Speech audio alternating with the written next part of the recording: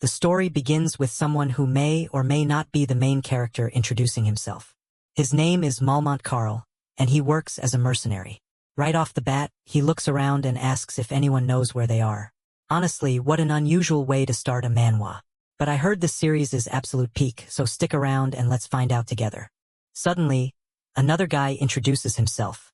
This is Lyle, who used to run a carpenter's shop in Idola. As to why he's here, well, he's sorry, but he doesn't remember a thing. Next up is a guy named Grit, who ran a street stall shop in Halcia, and surprise, surprise, he also doesn't know why he's here either. Hold on a minute. Is this a roll call or an unfortunate job interview? Who is actually the main character here? Then, a girl introduces herself. Her name is Jenna, and she lived in a remote forest. She has zero idea as to what's happening too. Finally, the next guy steps up, Islet Han. He was just a simple farmer and doesn't know anything either. Okay, now I'm absolutely sure this guy is the main character. He has that generic, cool, strong manhwa MC vibe going on. Plus, his hair is black, making him look exactly like every other manhwa MC in existence. One person points out the obvious to the group. This means that all 11 of them have no idea where they are or how they even got here. As they keep questioning themselves for answers, someone asks Carl and Lyle if they were dragged here by some rogue mage to be used as experimental subjects. Carl doesn't believe that for a second, but Lyle is certain that at least everyone here is from a place called Tonia. He suggests that if they keep talking, they might be able to gather some good information. Suddenly, a girl with wings appears out of nowhere and cuts them off, asking what kind of nonsense they are all talking about. She announces that the master has just opened a time and space crack, so they all need to shut up and get ready to fight. Turns out this girl is a fairy, and she is so small that she can literally fit inside the palm of your hand. Someone asks who she is, and she proudly declares that she is Isel, the fairy who manages this place. She warns them that they better stay in line if they don't want to get hurt. Carl angrily confronts Isel, asking if she's the one who kidnapped them, but she immediately shuts him down, telling him it's none of his business. Carl loses his chill, draws his sword, and calls her shameless for saying that after kidnapping them, he's going to make her spill all the information. Isel just lets out a heavy sigh and tells him to stop acting stupid unless he wants to die.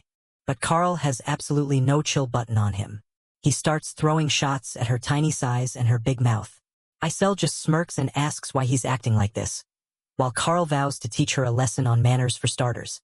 In an instant, Carl's head is completely disengaged from his body. A system notification instantly pops up, saying, Malmont, 2 stars, has returned to the goddess's embrace. His fighting spirit will be remembered for eternity. Damn, first blood already. And get this, the cause of death is officially listed as suicide due to stress. This system is capping hard. Naturally, everyone else instantly gets terrified. Isel warns them to listen carefully and stop acting stupid, unless they want to become stress-free too. She coldly reminds them that they will die instantly if they dare lay a finger on her. Don't worry, it's just self-defense if they do.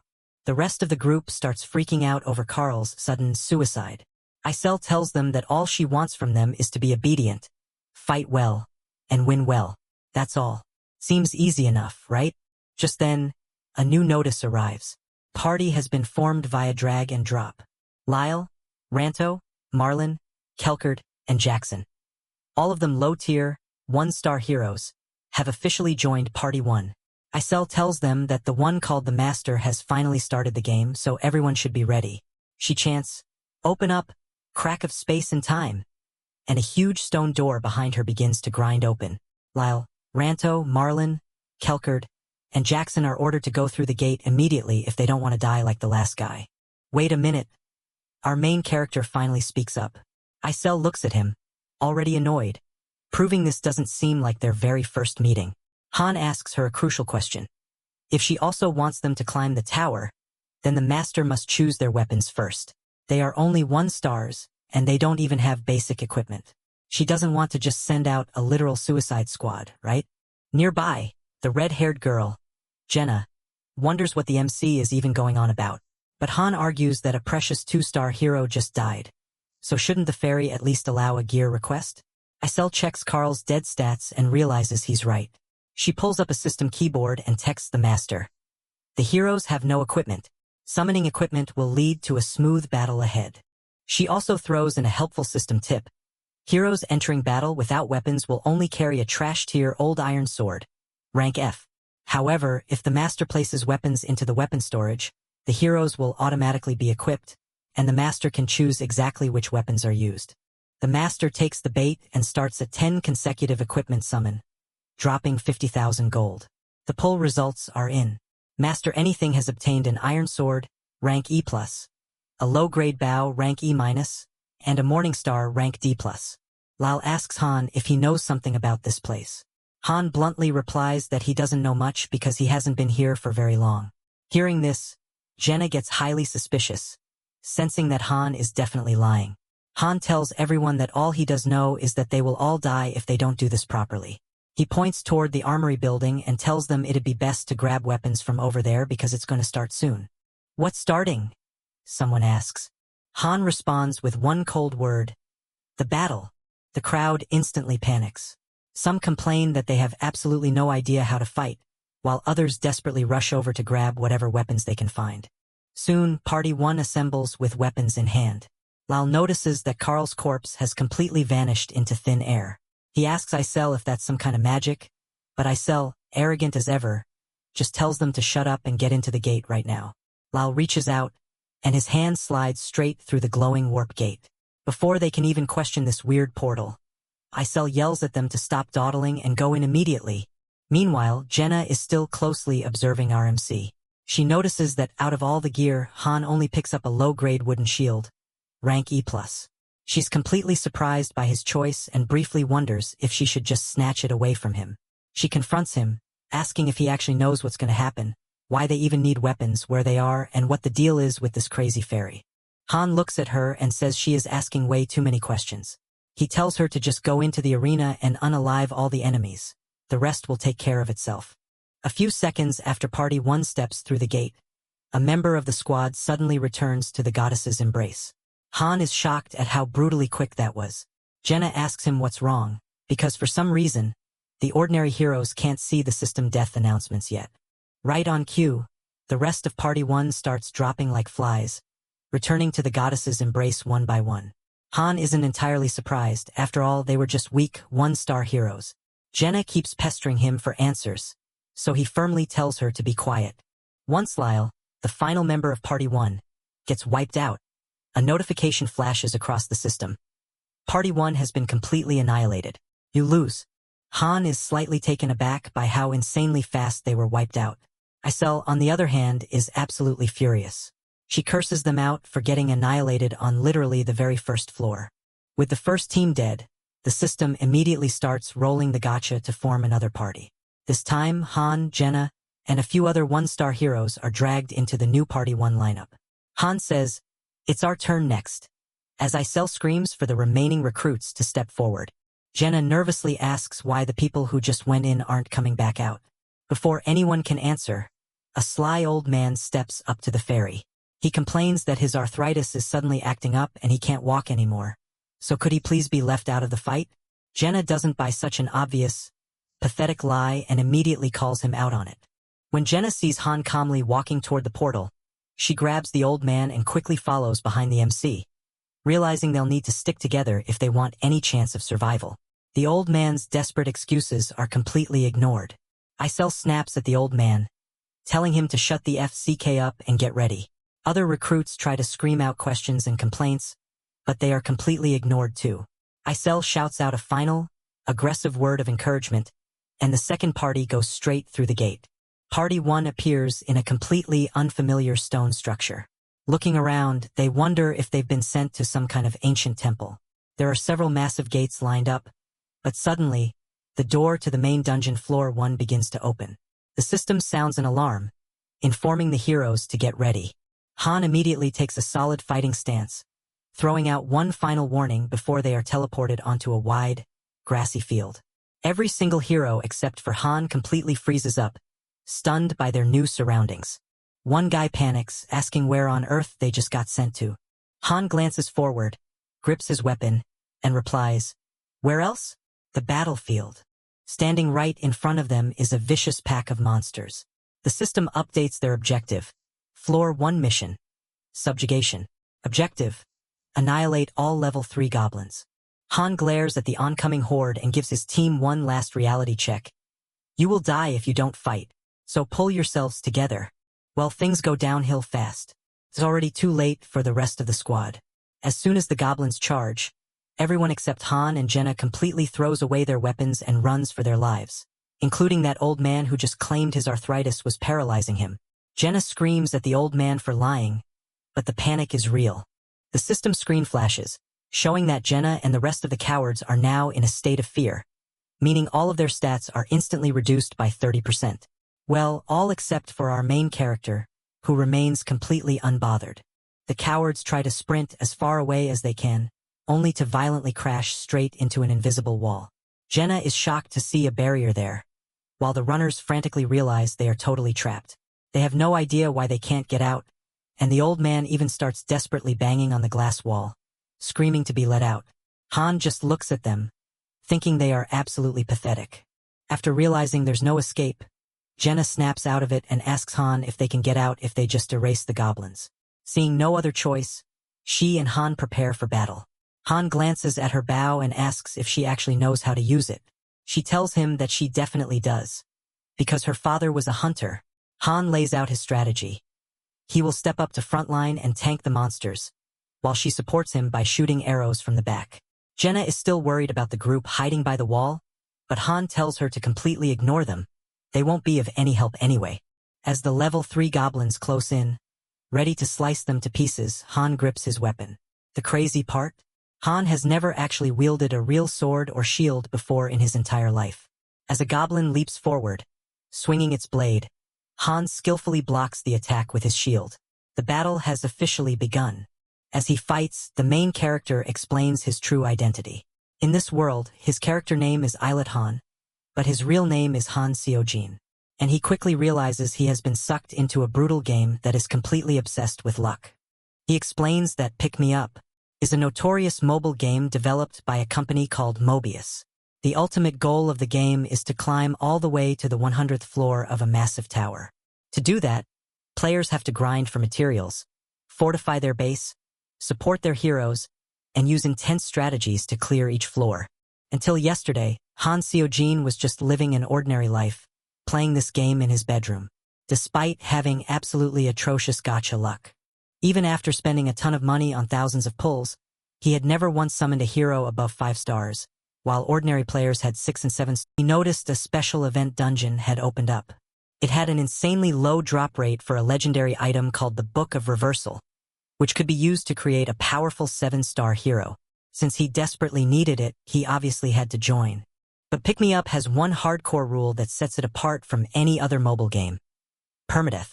It doesn't matter if your hero is a weak 1-star or a maxed out 6-star. If they die even once in battle, they are deleted forever. Because the dungeon was highly dangerous, Han decided to send in a trash recon squad that he didn't care about, Party 38, just to scout things out. But as soon as the dungeon loaded, a warning sign flashed. His entire party was hit with a state of fear, dropping their stats by 30%. The party leader immediately begged to retreat, but Han ignored the panic. He just wanted to see the boss's attack patterns before they wiped. But when the boss finally appeared, Han was stunned. Its level was listed as 999, and its name was written in glitch symbols, looking like a total software bug. Within seconds, his team was completely destroyed, and the screen read, "You lose." Han was annoyed, thinking the boss was just a developer error since his heroes were wiped out before he could even see the patterns. But then, something terrifying happened. The glitched boss remained on the screen, staring directly through the phone at Han. Suddenly, the monster smiled an evil grin and said, "Found you." Instantly, a strange sensation rushed over Han, and his entire world went pitch black. When he finally saw light again, a system window appeared floating in front of him, reading, "Creating your account." Next, a prompt appeared asking to choose a name. Han watched and wondered, what's going on, as the username anything, short for anything, was automatically typed out. He had absolutely no control over his body or the screen. The system then flashed a message. "Welcome, anything, to the world of Pick Me Up. Complete the tutorial to receive." When Han finally opened his eyes, He realized he had transmigrated into the body of a boy named Islet Han, standing in a small village within the Heim province. But there was no time to relax. He was holding a sword, and the entire town was burning down around him. This world is called Tonia, a land where humans live alongside various other species. Unfortunately, this peaceful land was currently being invaded by an unknown enemy, the player, also known as the Master. To save the world and climb the tower, the Master must command heroes. In other words, Han had just been reincarnated as a literal gacha hero for another player's mobile account. The tutorial quest popped up: defeat the goblins invading the town. Han started to panic because the smell of smoke and blood was way too realistic. But as a goblin leaped at him to strike, he didn't have time to complain. He braced himself and blocked the blade. While Han was fighting for his life, a notification was sent to the Master up in the real world, informing them that auto-combat had proceeded, driven by the hero's high-class AI.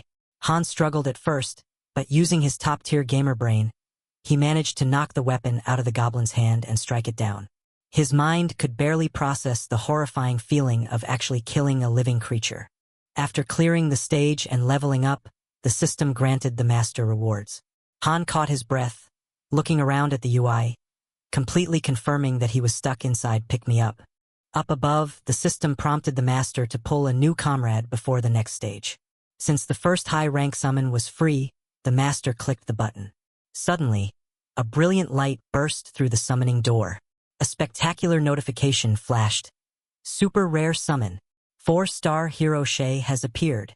The system then walked the Master through forming a party, pairing the 1-star Han with the 4-star Shay. Immediately, the Master sent them straight into the next dungeon. Inside the stage, the power difference was insane. Shay easily carved through the goblins like butter. She even glanced at Han and criticized his terrible sword form. Han just sighed and told her it was literally his first time using a sword. Thanks to her overwhelming 4-star stats, Shay cleared the entire stage in a flash and secured the MVP title. With a 3-star rank difference between them, Han couldn't even complain about her attitude. But the real nightmare started right after the battle. A new system prompt appeared. To enhance your heroes, synthesis is now unlocked. The doors to the synthesis chamber have opened. Han's face went completely pale. As a top-ranked player, he knew exactly what synthesis meant: sacrificing low-star heroes as EXP fodder to level up the high-star heroes. And right now, he was the lowest-rated 1-star unit on the account. He was about to be deleted to make Shay stronger. Right on cue, the fairy guide Isel appeared, commanding him to hurry up and step inside because the Master was waiting. Han blankly stared at her and called her by her name. This completely caught her off guard. She gasped, asking how a random 1-star NPC knew her name, demanding to know what he actually was. Han looked her dead in the eyes and said, "Because I was a pick-me-up player.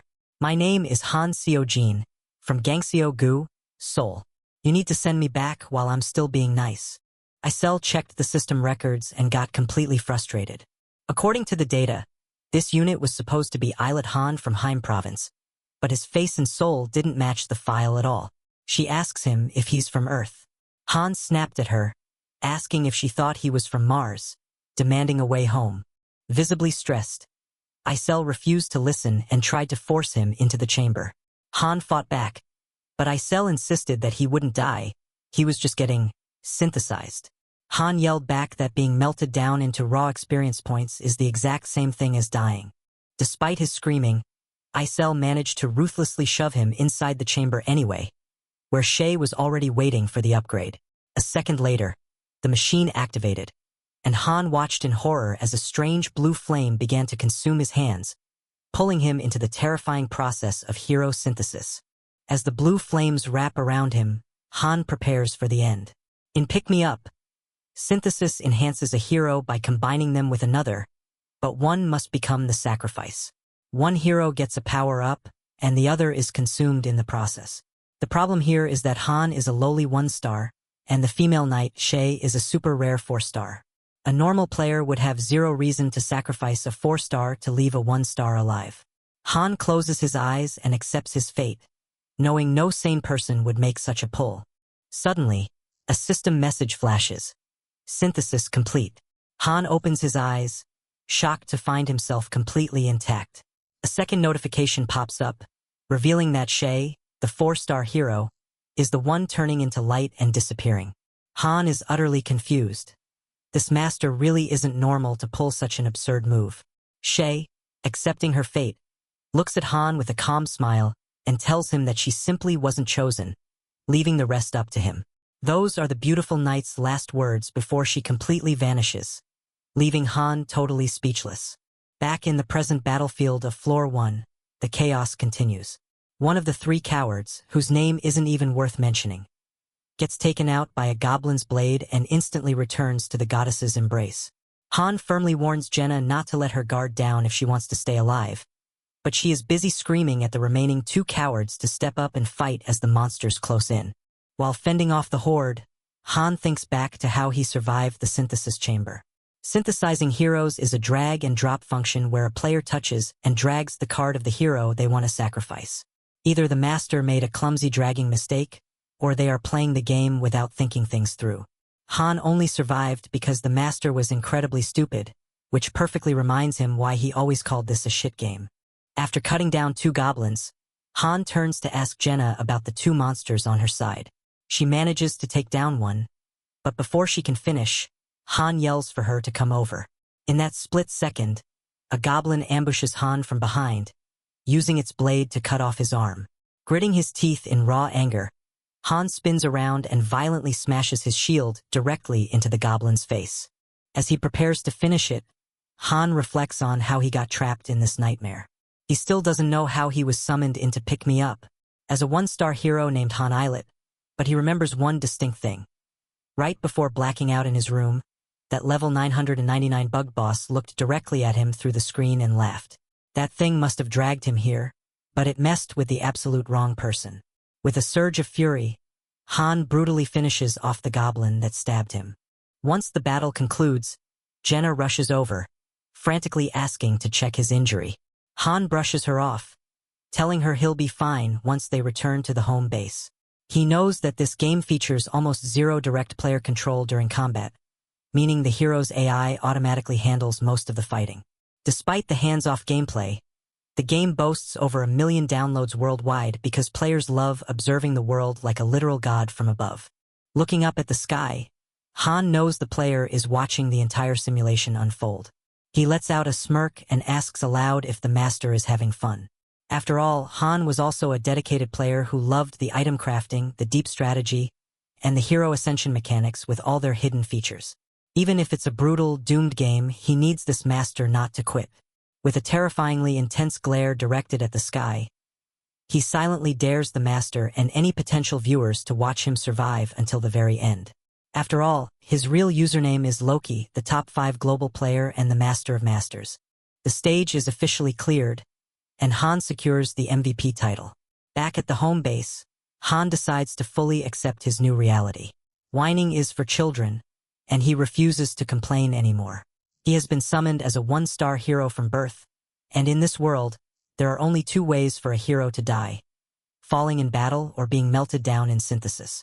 Being a 1-star unit in Pick Me Up makes you entirely disposable trash with pathetic base stats and an awful growth rate. At this rate, he will never escape the constant threat of being used as experience fodder. He checks his current status window, level 5, with 44 out of 50 experience points. His class is novice, and his strength, intelligence, stamina, and dexterity are all sitting at a mediocre flat 15, with absolutely no unique skills to speak of. Han vows to become stronger. Survival, revenge, and finding a way home are entirely impossible if he remains weak. He must adjust and accept the brutality of this world, or he will be eaten alive. The relentless physical training reminds him of his time in the military, which absolutely sucked. But he knows it isn't just physical strength he needs. He has to forge an unbreakable mentality to survive an environment this unstable. Han reflects on the fact that he grew up perfectly fine without parents or anyone else protecting him, realizing he needs to tap back into that exact same survival tension from his youth. While he is in the middle of his workout, Jenna walks over and asks what he's doing. Han bluntly barks back that he's training to kill monsters. Jenna winces slightly at his harsh tone, but chooses to stay quiet since they barely know each other. Picking up a bow and arrow, she admits she stayed up all night thinking about their situation. Since they are completely trapped here, she decided she won't be a useless burden. Her father was a professional hunter, so archery has always been her hobby.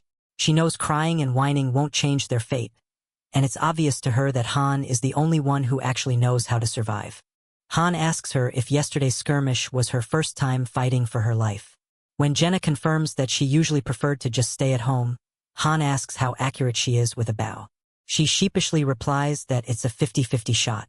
Han secretly pulls up her stat window and notices she actually gained 4 stat points from clearing the first stage. While her raw numbers are lower than his, she possesses actual unique skills. Despite her initial fear, she still managed to kill a goblin on her very first try and seems to move past the deaths of the other recruits remarkably fast. Recognizing her as a diamond in the rough, Han agrees to form an alliance. Jenna flashes a bright smile and extends her hand, mentioning that her dad always taught her that making the right connections is the most important thing in life. That's certainly great advice for passing a corporate job interview. Han firmly shakes her hand anyway, cementing their partnership as teammates. Immediately, a system message pops up. Jenna feels goodwill towards Han. Intimacy bonus has been created. In this game, heroes receive direct stat boosts when forming parties with characters they share a high intimacy level with. Later on, Han loudly calls out for Isel. The fairy appears instantly, looking visibly annoyed that he interrupted her while she was busy. Han mocks her for showing up so incredibly fast for someone who claims to be swamped. Isel snaps that she isn't going to answer a single one of his questions. If he's so curious about the secrets of this world, he needs to manually climb to the top of the tower where the answers are kept.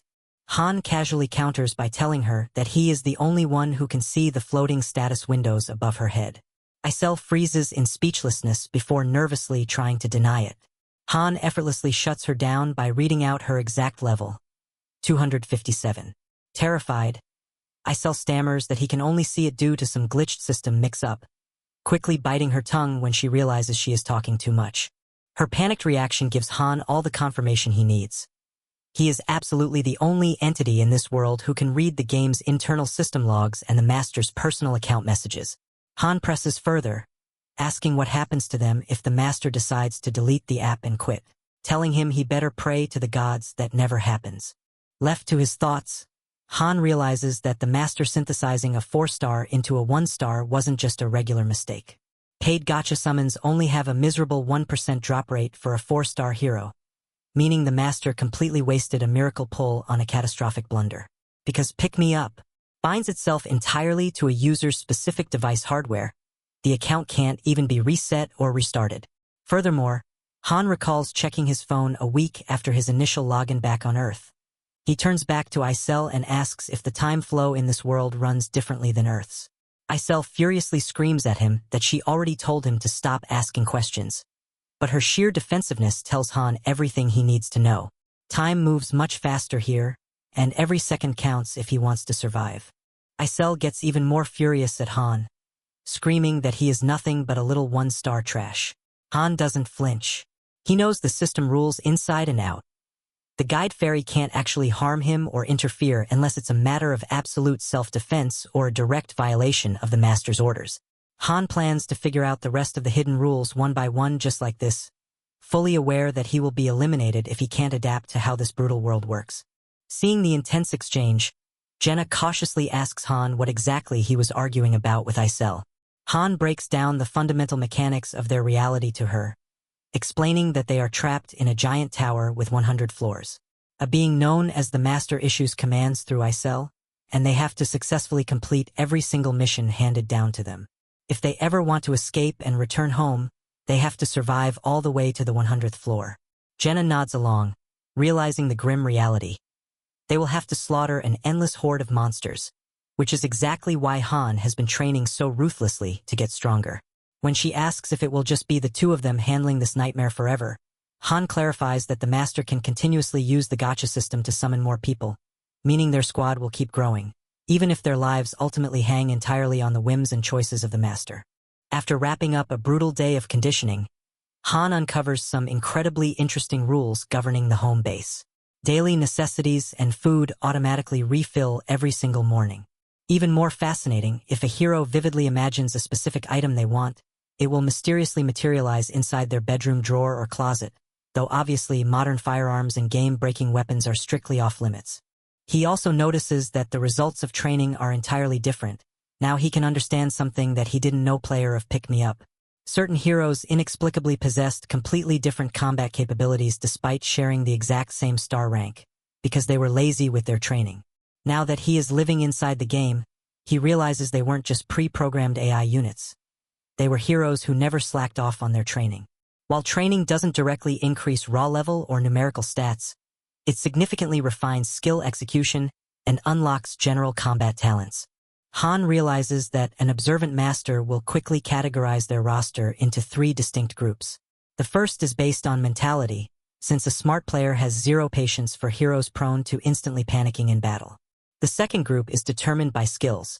While high-ranking heroes are summoned with powerful abilities already fully learned, low-ranking 1-star heroes possess deeply hidden talents that a master must actively search for and nurture. The third category is raw physical capability, which is exactly what Han is focusing on improving right now.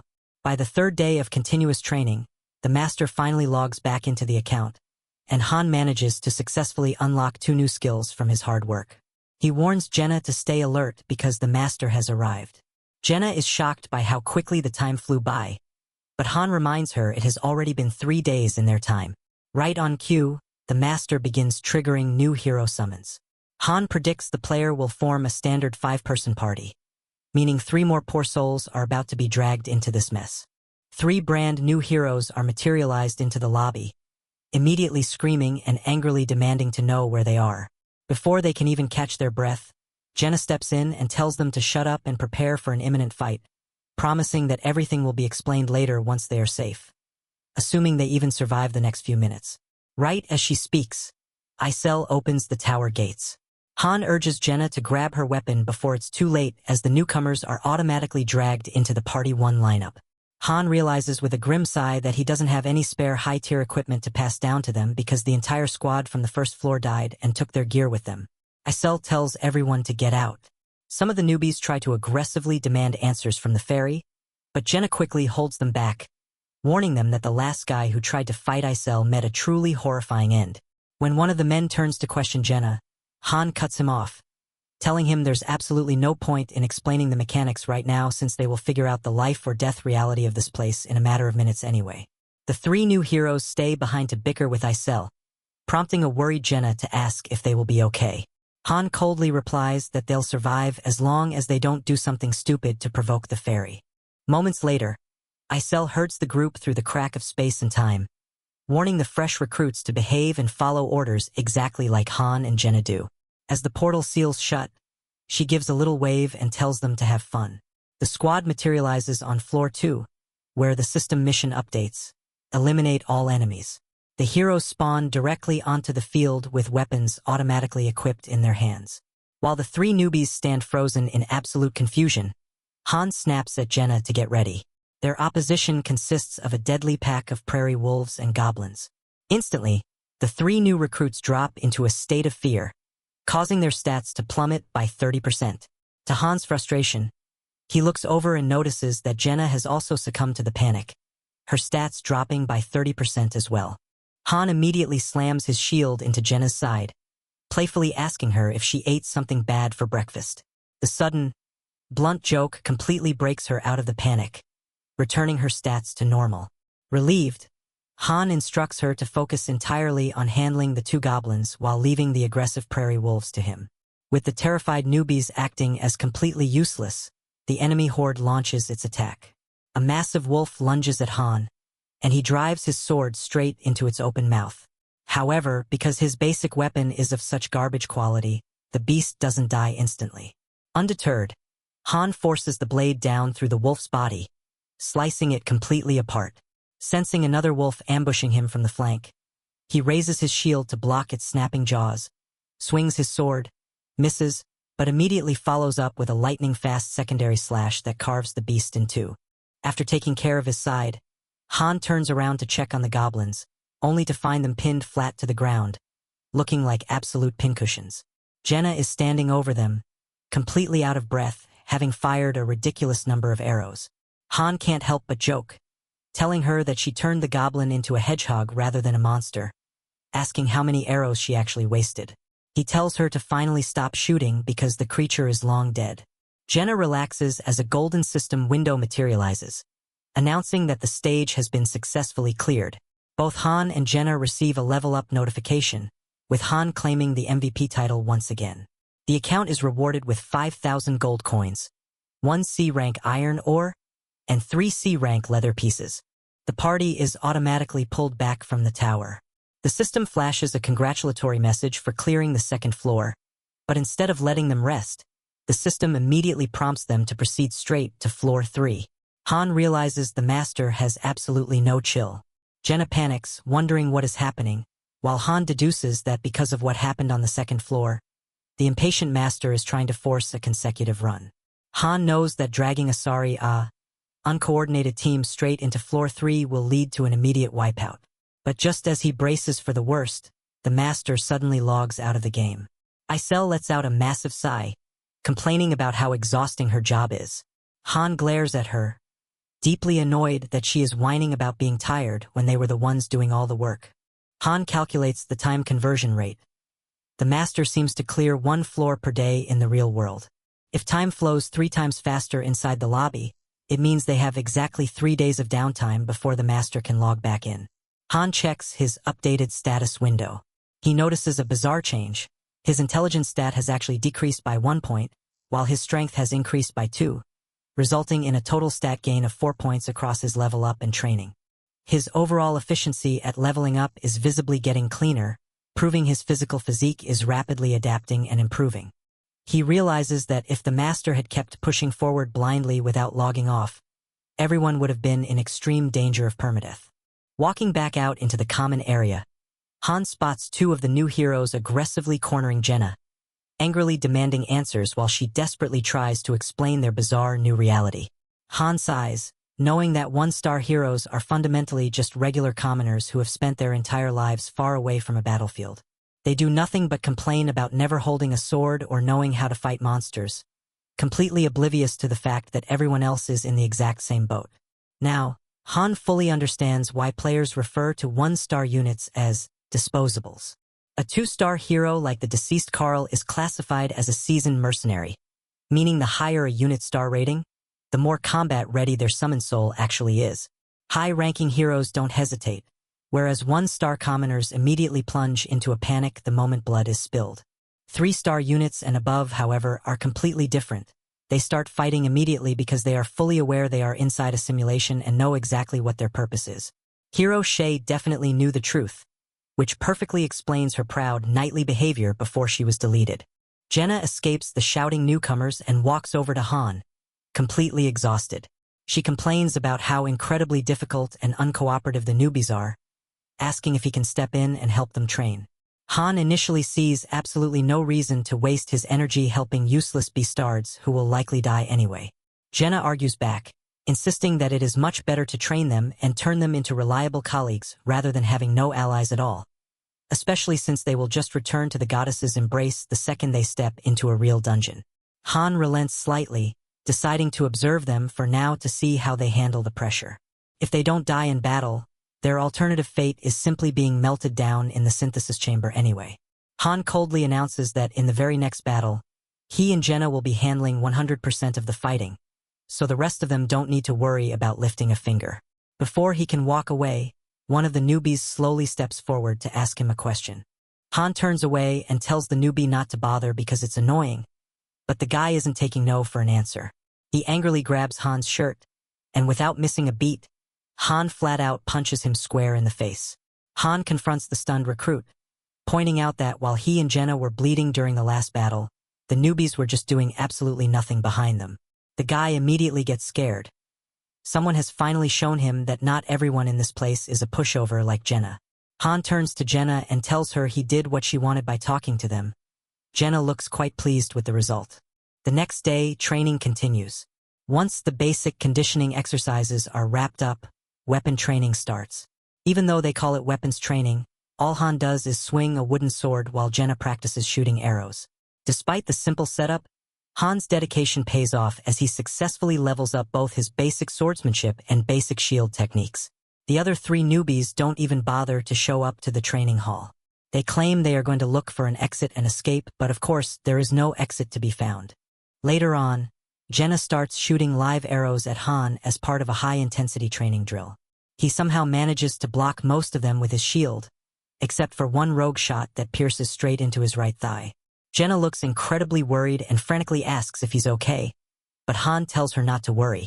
He pulls the arrow right out of his flesh, and the wound magically begins to heal. He tells her not to think of this place as the same physical world they lived in before.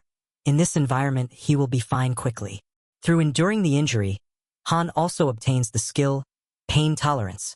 He gets quickly back on his feet and demands they keep going, declaring that he won't stop just because it hurts. The pain is proof that he's alive.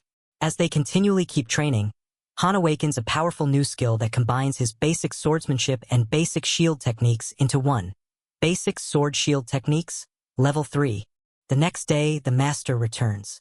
Isel is back at it again, screaming at the camp that if the master appears, they must all assemble in the square immediately unless they want to get into serious trouble.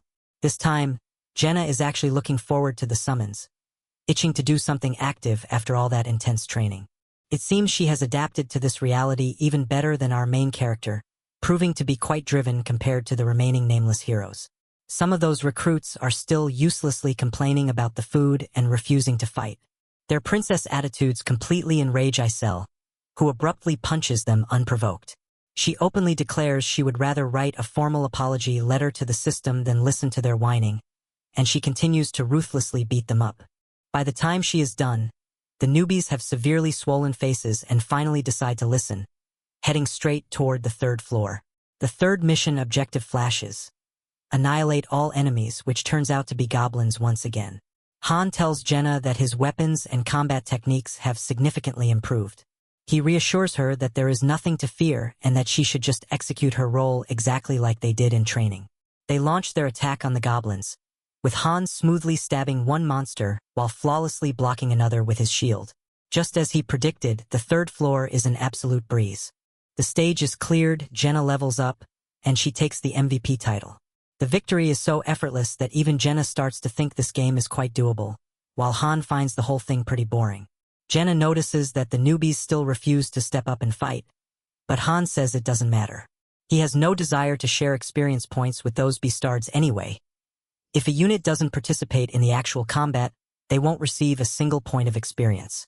Suddenly, the system prompts the master to make the disobedient heroes run circles, and the master accepts a command to re-attempt the 1st floor. Han and Jenna immediately realize they are not finished for the day as they respawn right back onto the 1st floor map. Confronted by the exact same low-level monsters from their first day, the battle quickly ends with Jenna securing MVP. But the master still isn't done. The player immediately attempts the 1st floor yet again. Han grows highly annoyed that the master won't give them a break just because the clears are ending so easily. Another easy clear passes, and the master immediately forces them back into floor 3. The stage is cleared once more. Later, both Jenna and Han are completely exhausted. Jenna wonders if the master is going to ruthlessly send them back in, but to their relief, the player lets them go. Jenna vents to Han, admitting she is getting incredibly pissed off and wonders how much longer they have to look after those lazy beastards. Han tells her not to worry about it. The master clearly has different plans for the deadweight. Right on cue, the synthesis room loudy starts up. The 3 newbies stand stunned, wondering what the glowing room is, as the system explicitly asks the master to drag and drop heroes to be sacrificed, informing everyone that sacrificed heroes will die. Han isn't surprised at all. Those idiots simply didn't know a massive opportunity when it was given to them.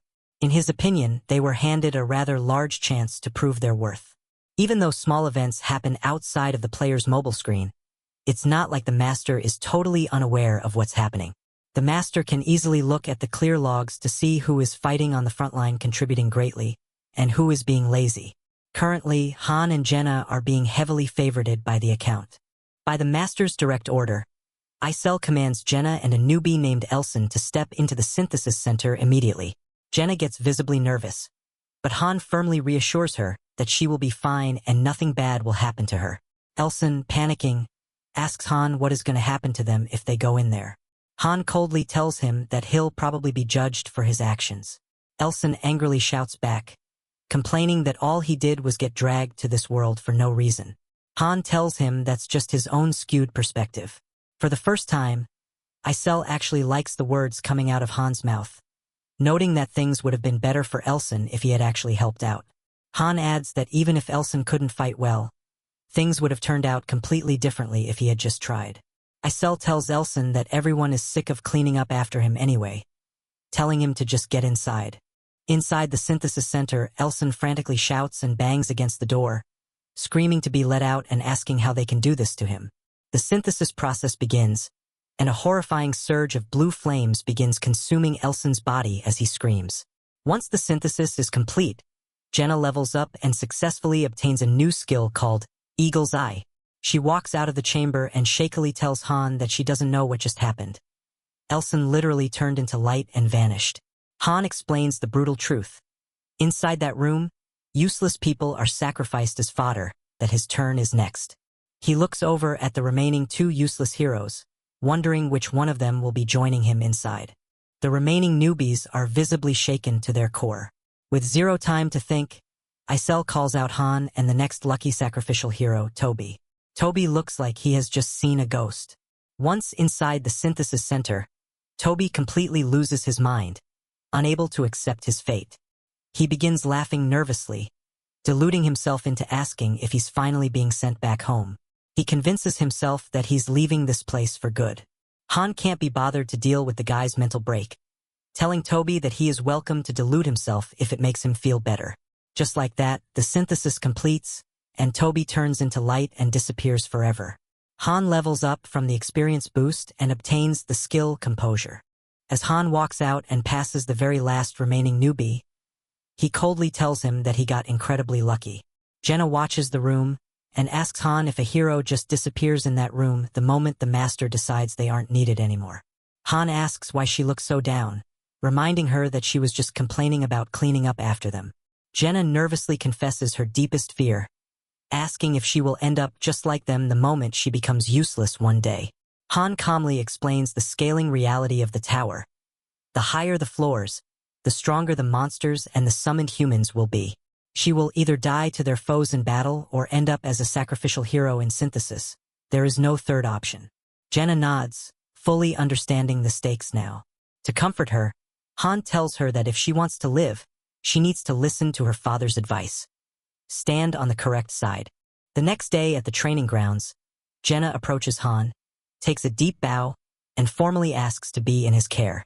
A thoroughly confused Han asks her if she ate something wrong for breakfast. Jenna reminds him of his own words from yesterday, noting that he promised he would save her as long as she stood firmly on his side.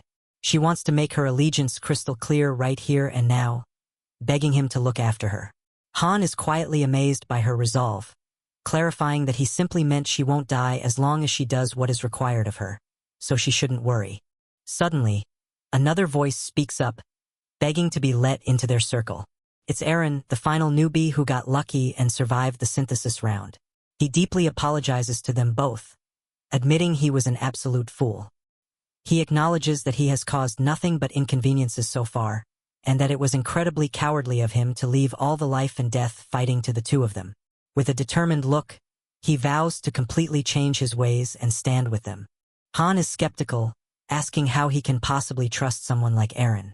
Eren immediately bows his head, desperately stating that if Han wants, he will literally kneel right in front of him, begging to be taken into the group.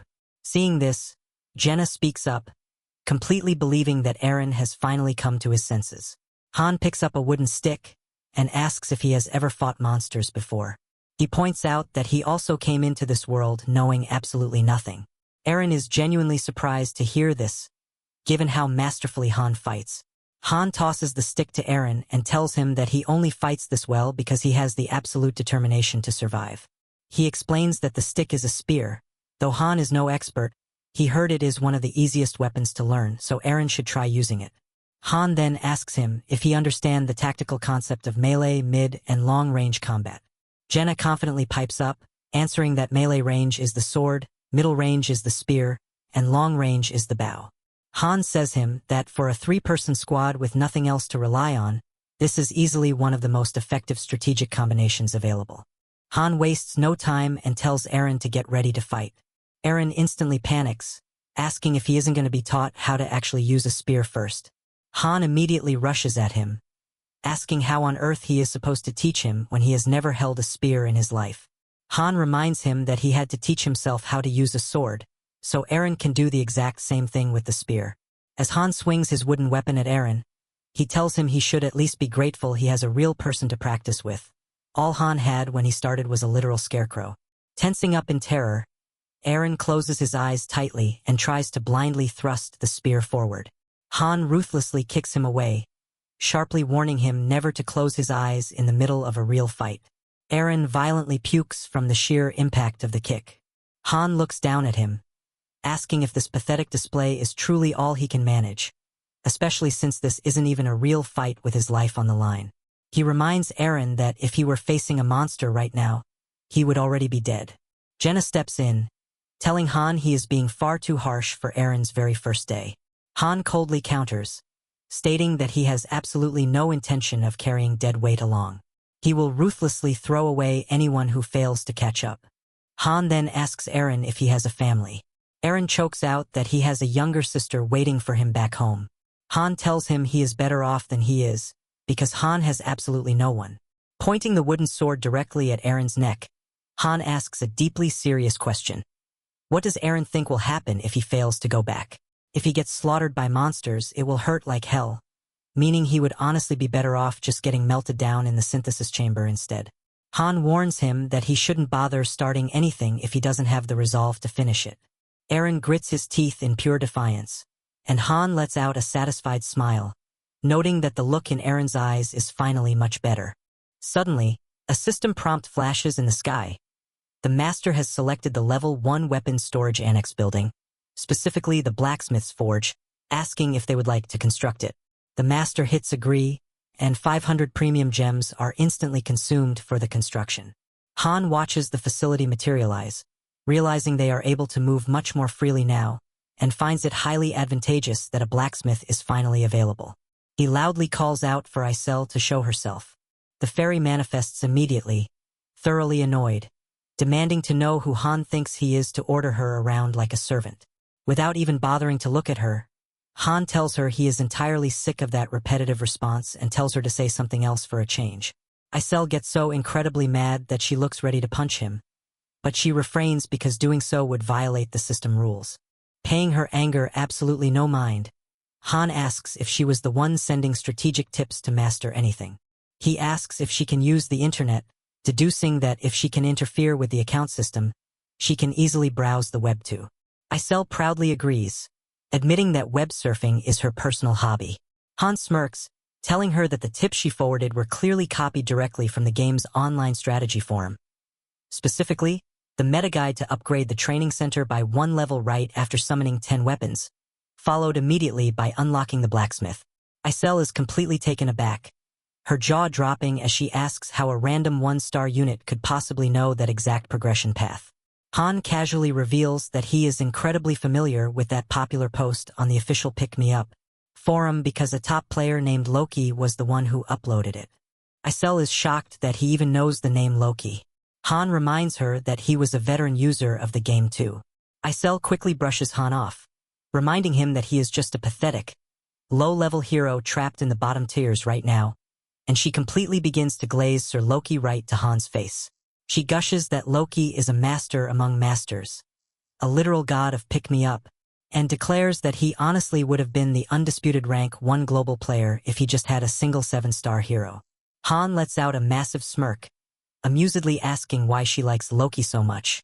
Isel passionately explains that it's because Loki is a tactical genius who consistently makes the absolute impossible possible. Han is thoroughly entertained by her starry-eyed praise. Isel scoffs at him, stating that as a former pick-me-up player himself, Loki's greatness should be basic knowledge to him. As she continues to celebrate her idol, Han looks at her with an amused, pitying expression. He tells her he feels genuinely sorry for her, because the master of masters, her absolute ultimate idol Loki, is standing right in front of her. Please subscribe 10 likes, and I will drop part 2 of this manhwa recap.